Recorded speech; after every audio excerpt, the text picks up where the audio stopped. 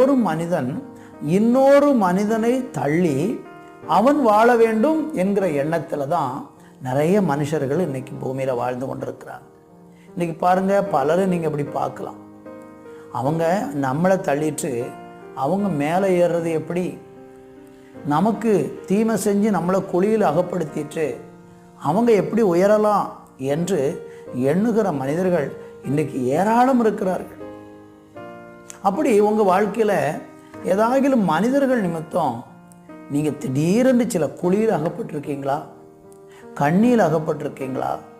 சில நேரம் உங்களுடைய கால்கள் குழிகளிலே சிக்கி நீங்கள் ஆழத்துக்குள்ளே தள்ளப்பட்டிருக்கிறீங்களா?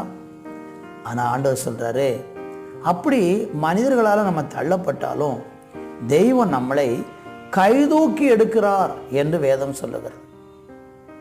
நம்ம கையை பிடிச்சு தூக்கி எடுக்கிற தேவன்.